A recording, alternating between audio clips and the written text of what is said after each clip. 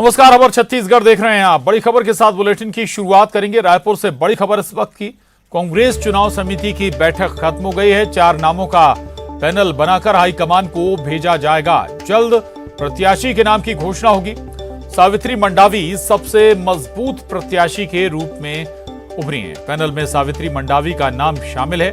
चुनाव संचालन समिति पर चर्चा हुई है। मंत्री अनिला भेड़िया और पीयूष को जिम्मेदारी दी गई है। उपचुनाव में आदिवासी समाज के प्रत्याशी उतारे जाने पर बयान दिया गया है। सीएम भूपेश बघेल ने बयान दिया कि जब तक नामांकन पूरा नहीं हो जाता, नाम वापसी होगी, तब स्थिति स्पष्ट हो जाएगी।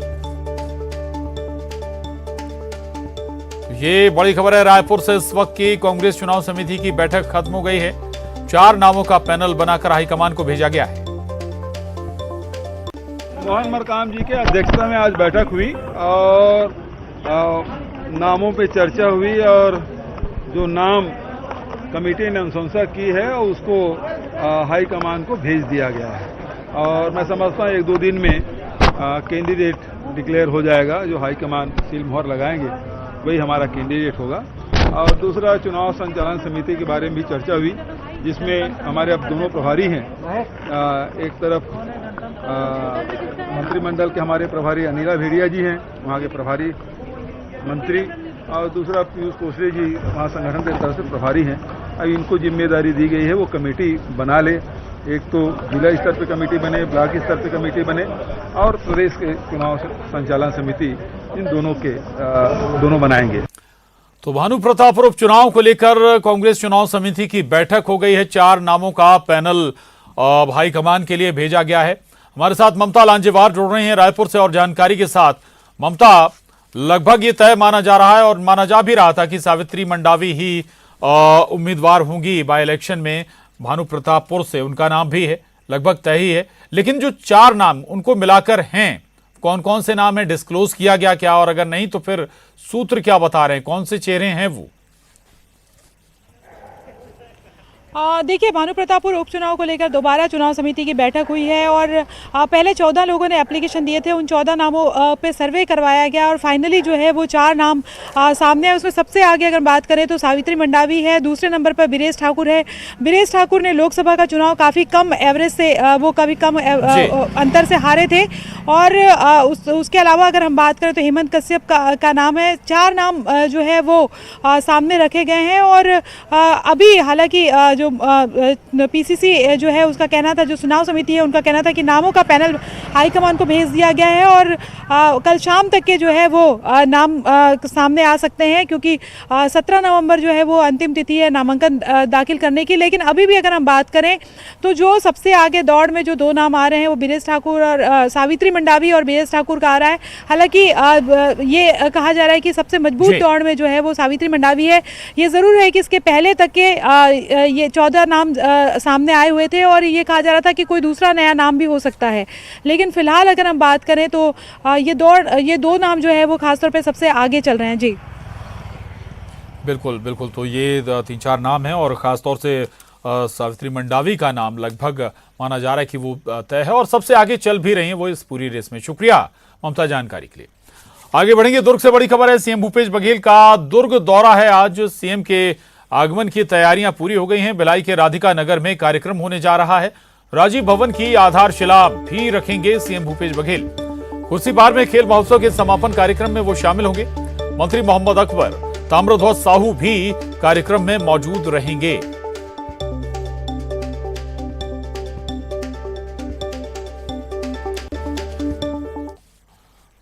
और रायपुर से बड़ी खबर। संघ प्रमुख के छत्तीसगढ़ दौरे पर कांग्रेस का बड़ा बयान। पीसीसी चीफ मोहन मरकाम ने दौरे पर कहा कि उनका स्वागत है, लेकिन सामाजिक सौहार्द ना बिगाड़ें भागवत। बीजेपी और आरएसएस का छुपा हुआ एजेंडा होता है, फूट डालो राज करो का एजेंडा होता है दोनों का। भागवत जब भी प्रदेश दौरे पर आते हैं शंका बनी रहती है। चुनाव होने वाले राज्यों का दौरा कर अपने एजेंडे पर काम करते हैं। छत्तीसगढ़ में हम सब भाईचारे के साथ मिलजुल कर रहते हैं। बीजेपी छत्तीसगढ़ में 14 सीट पर सिमट कर रह गई है। आने वाले समय में दूर दूर तक नहीं दिख रहा कि वो सरकार बना पाएगी। बीजेपी और आरएसएस आपस में लड़ाकर वोट का ध्रुवीकरण करना चाहते हैं। देखिए, मोहन भागवत जी छत्तीसगढ़ आए, उनका स्वागत है, बशर्ते यहाँ सामाजिक सौहार्द बिगाड़ने का प्रयास ना करें। छत्तीसगढ़ की धरा हम लोग सब भाईचारा के साथ रहते हैं, मिलजुल कर रहते हैं, मगर भारतीय जनता पार्टी का और आरएसएस का हिडन एजेंडा होता है फूट डालो और राज करो की नीति, उस नीति पर ना चले। माननीय मोहन भागवत जी आने से हमें कोई परहेज नहीं है, मगर वो आते हैं तो हमेशा एक शंकाएं बनी रहती है। जब जब चुनाव नज़दीक आते हैं उन राज्यों का दौरा करके उनका जो एजेंडा है उस एजेंडे पे काम करते हैं, जबकि आरएसएस हमेशा कहती है हम कोई राजनीतिक दल के लोग नहीं हैं, हम लोग सांस्कृतिक, हम लोगों का राष्ट्रवाद की ओर हम जाने वाले हैं। मगर हमें लगता है कि जो पीछे से बैकअप आरएसएस करती है वो नहीं होना चाहिए। हम माननीय मोहन भागवत जी से अपील और निवेदन करें। और भागवत के दौरे पर मरकाम के बयान पर प्रतिक्रिया आई है। मरकाम के बयान पर बीजेपी ने कड़ी प्रतिक्रिया दी है। रमन सिंह ने मरकाम को नसीहत दी है कि मरकाम पहले संघ को समझें फिर बोलें। धर्मलाल कौशिक ने भी और मरकाम पर निशाना साधा है। मातृभूमि की सेवा करता है संघ, संघ देश को एक सूत्र में जोड़ने का काम करता है।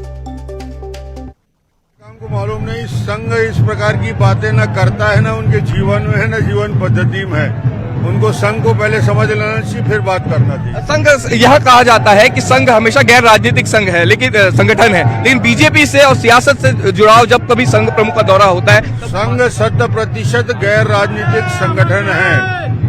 संघ में कहीं भी राजनीति नहीं होती। संघ समाज को आगे बढ़ाने के लिए, इस देश की एकता और अखंडता के लिए काम करने वाला ऑर्गेनाइजेशन है। समाज को जोड़ने का काम करता है, तोड़ने का। संघ को पहले समझना चाहिए और उसके बाद आशंका व्यक्त करना चाहिए। मातृभूमि की सेवा के लिए संघ का जो गठन हुआ है आज निश्चित रूप से राष्ट्रीय हमारा प्रबल हो रहा है और राष्ट्र एकता के सूत्र में बन रहा है। मोहन मरकाम के इस बयान के क्या मायने निकाले जाए? संघ प्रमुख का दौरा भी होता है और खासकर ये देखिए, मोहन मरकाम को समझता है नहीं संघ के बारे में, और उसको समझना चाहिए, उसके बाद बयान देना चाहिए कि संघ क्या है।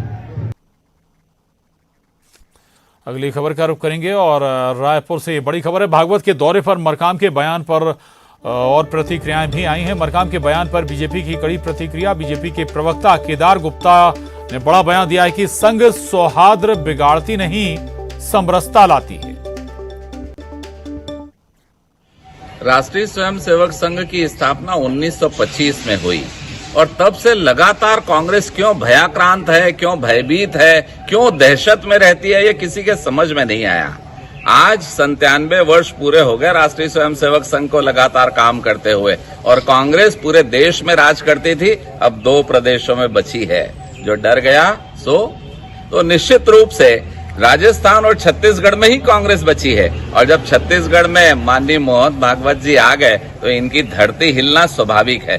कांग्रेस खाली डरी नहीं, कई बार संघ में प्रतिबंध लगाने का प्रयास किया, प्रतिबंध भी लगाया, मीसा में स्वयंसेवकों को जेल भेजा, पर संघ लगातार बढ़ता गया और कांग्रेस लगातार घटती गई। 2 जगह बाकी है।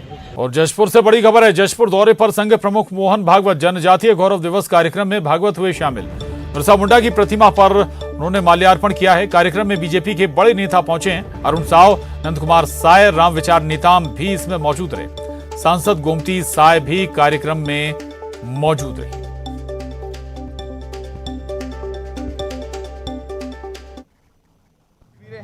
वो पूरी तरह से दिखाएं। और जशपुर दौरे पर संघ प्रमुख मोहन भागवत विजय विहार पैलेस गए। आरएसएस प्रमुख, आपको बता दें कि दिवंगत दिलीप सिंह जुदेव के परिजनों से उन्होंने मुलाकात भी की है और जुदेव की प्रतिमा का भागवत अनावरण भी करेंगे। तो ये बड़ी खबर है जशपुर से। संघ प्रमुख मोहन भागवत विजय विहार पैलेस गए हैं। आरएसएस प्रमुख दिवंगत दिलीप सिंह जुदेव के परिजनों से उन्होंने मुलाकात की है। और देवव्रत भगत हमारे साथ जुड़े हैं और जानकारी के साथ। देवव्रत, संघ प्रमुख का छत्तीसगढ़ आना ही अपने आप में बड़ी बात हो जाती है, बड़ा सियासी हम ये कहें कि इवेंट बन जाता है बीजेपी के लिहाज से भी और प्रदेश की सियासत से भी। दिलीप सिंह जुदेव के परिजनों से भी मिलने गए, इसके पीछे कोई खास वजह या सामान्य शिष्टाचार मुलाकात?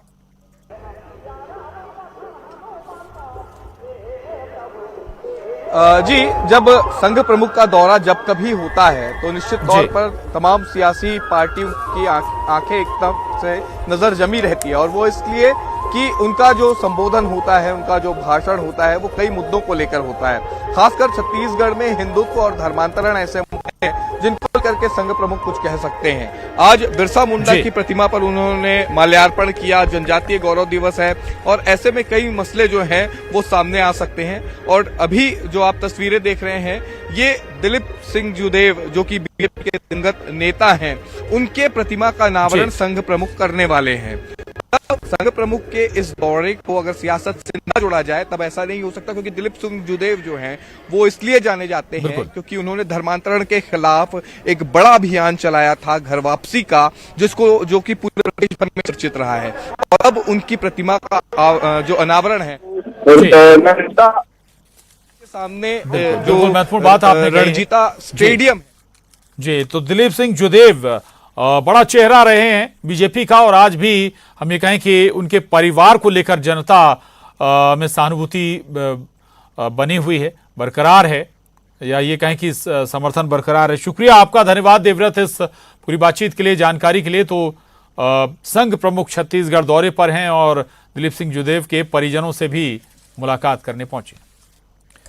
अगली खबर का रुख करेंगे, रायपुर से बड़ी खबर है। राजधानी में फिर चाकूबाजी, युवक की बेरहमी से हत्या की गई, गला रेत कर युवक का मर्डर कर दिया गया। हत्या के 3 आरोपी गिरफ्तार किए गए। पुरानी रंजिश के चलते बताया जा रहा है कि यह वारदात अंजाम दी गई है। गुड़ियारी थाना इलाके का ये मामला है। तो राजधानी रायपुर में एक बार फिर चाकूबाजी की वारदात हुई है, घटना घटी है, और युवक की बेरहमी से चाकू घोंपकर हत्या कर दी गई है। गला रेत कर युवक को मौत के घाट उतारा गया है।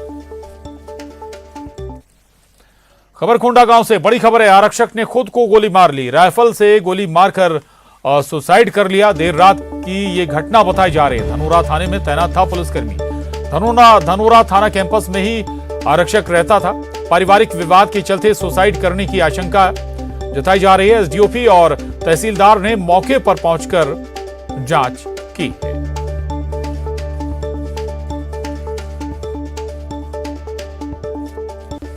और बिलासपुर से बड़ी खबर, राउत नाचा के दौरान जमकर लाठी डंडे चले बिलासपुर में। नशे में धुत तो लोगों ने एक दूसरे पर जमकर लाठियां बरसाई। शनिचरी बाजार के वाल्मीकि चौक की घटना, मारपीट का वीडियो वायरल हुआ है। सोशल मीडिया पर यह वीडियो वायरल हो रहा है। ये बड़ी खबर है बिलासपुर से। राउत नाचा के दौरान जमकर लाठी डंडे चले हैं। नशे में धुत तो लोगों ने एक दूसरे पर लाठियां बरसाई हैं। शनिचरी बाजार में वाल्मीकि चौक की घटना सामने आई थी। सोशल मीडिया पर वीडियो वायरल हो रहा है।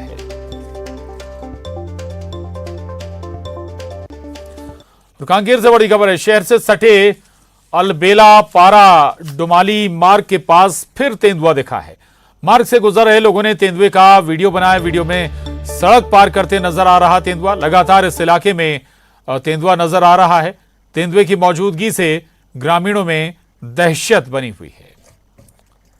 तो ये तस्वीरें देखिए आप, ये तस्वीरें कांकेर से सामने आई हैं। दरअसल शहर से सटे अलबेला पारा डुमाली मार्ग के पास एक बार फिर से तेंदुआ देखा गया है, और मार्ग से गुजर रहे लोगों ने तेंदुए का वीडियो भी बना लिया, उसे अपने मोबाइल में कैद कर लिया।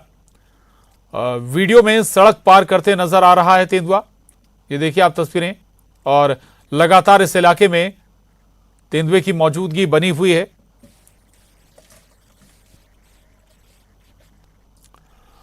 कवर्धा में स्टॉप डैम के निर्माण में भ्रष्टाचार का मामला सामने आया। जनपद पंचायत के खैरवार गांव में 4 करोड़ की लागत से बन रहे डैम को आधा अधूरा ही छोड़ दिया गया। बता दें कि डैम के पानी का इस्तेमाल खेतों की सिंचाई और निस्तार के लिए होना था, लेकिन सिंचाई विभाग की लापरवाही के कारण और डैम के आधे अधूरे निर्माण के कारण किसान परेशान हो रहे हैं। हाँ, 2 साल काम हो चुका है, 1 साल के बाकी है अभी। हाँ, 1 साल बाकी है, 2 साल हो चुका है। काल समस्या आदि खबर बनवाते रही है। अब पानी वानी परेशानी होती है। आना जाना समस्या भी होत रही से, समस्या भी होत रही सब, आना जाना में बहुत समस्या दिक्कत होत रही से। अब अभी तो ऐसी आप सामने देख रहे हो भाई, गेट वेट लगे नहीं है अभी, 2 साल हो गए हैं और आने जाने के परेशानी के नाम से बनाया जा रहा है। और पानी अपने देने के लिए, पानी खान के लिए सीसी सड़क भी नहीं बने का, अभी सीसी सड़क नहीं बनी। वर्धा जनपद अंतर्गत खरवार पंचायत में जो है सिंचाई विभाग के द्वारा स्टाफ डैम का निर्माण किया गया था और 2 साल में ये निर्माण पूरा नहीं हुआ। आप देख सकते हैं इसकी स्थिति अभी क्या है, आधा अधूरा निर्माण का ठेकेदार के द्वारा छोड़ दिया गया है। इसमें जो है गेट लगना था, इसमें सीसी रोड दोनों तरफ लगना था और पूरी तरह से इसमें ग्रेनेडिंग का काम होना था। 4 करोड़ की राशि लगभग इसमें खर्च की गई है, लेकिन ये काम जो है ना तो पूरा हुआ है और ना ही लोगों को इसकी सुविधा मिल पा रही है। जिस उद्देश्य से सरकार ने इसमें करोड़ों रुपए खर्च किया है लोगों को ताकि सुविधा मिले। बारिश के समय आवागमन इसमें काफ़ी बाधित रहता था और इसके चलते लोग जो है नदी पार कर आना जाना नहीं हो पाता था। इसके चलते जो है इसकी मांग काफ़ी समय से थी और मांग पूरी भी हुई और राशि इसमें भारी भरकम खर्च की गई, लेकिन इस राशि का उपयोग नहीं हो पा रहे हैं और ठेकेदार के द्वारा जो इसमें लापरवाही बरती गई। विभाग के द्वारा भी इसी तरह इसमें कोई कार्रवाई नहीं हो पा रही है। अब देखने वाली बात होगी कि इस मामला सामने आने के बाद इसमें क्या कोई कार्रवाई हो पाती है। मनीष मिश्रा, न्यूज़18 कवर्धा, छत्तीसगढ़। और कवर्धा में यात्री बस दुर्घटनाग्रस्त हो गई। हादसे में किसी भी यात्री को चोटें नहीं आई हैं। भोरमदेव शक्कर कारखाने के पास यह हादसा पेश आया। बोडला थाना इलाके की घटना है ये। तो ये बड़ी खबर कवर्धा से, जहां एक यात्री बस दुर्घटनाग्रस्त हो गई, हादसे का शिकार हो गई। हालांकि अच्छी बात यह रही कि इस हादसे में किसी भी शख्स को, किसी भी सवारी को कोई चोटें नहीं आई हैं, सभी सुरक्षित हैं। हादसे के बावजूद भोरमदेव शक्कर कारखाने के पास यह हादसा हुआ है। बोडला थाना इलाके की घटना है।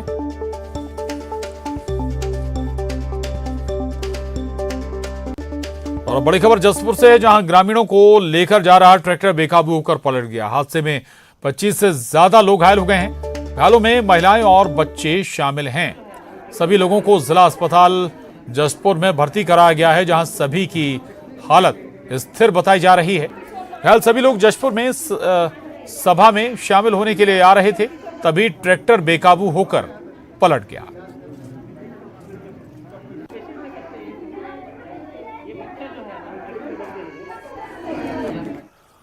और आज पूरा देश बाल दिवस मना रहा है और इस मौके पर जगह जगह अलग तरीकों से आयोजन किया जा रहा है। इसी कड़ी में भिलाई के सुपेला थाना में एक मिसाल पेश की गई। यहां 4वीं कक्षा में पढ़ने वाली सृष्टि वर्मा को एक दिन का थाना प्रभारी बनाया गया।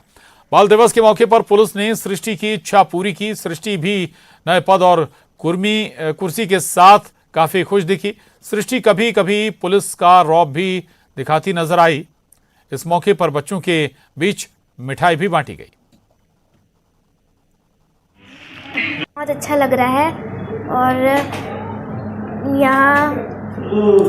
यहाँ की सारी चीज़ देखी, मैं घूमी और मेरे को बहुत अच्छा लगा। मेरा सपना था कि मैं थाना प्रभारी बनूं। आज क्या ऑर्डर दिया आपने पुलिस को? मैंने ऑर्डर दिया कि आप दिन रात काम करते हो, ठीक है, उसके साथ परिवार को भी समय दो। और भिलाई में 2 दिवसीय मूल निवासी कला, साहित्य और फिल्म फेस्टिवल 2022 का आयोजन किया गया। भिलाई के नेहरू सांस्कृतिक भवन में आयोजित इस कार्यक्रम में कला, साहित्य और फिल्म का प्रदर्शन किया गया। आयोजन के दूसरे दिन भी कई कार्यक्रम आयोजित किए गए। इसके साथ ही स्कूली बच्चों ने कार्यक्रम की प्रस्तुति दी। इसके बाद मूल निवासी युवा वर्ग के सामने भविष्य की चुनौतियों को लेकर युवाओं से बातचीत की गई।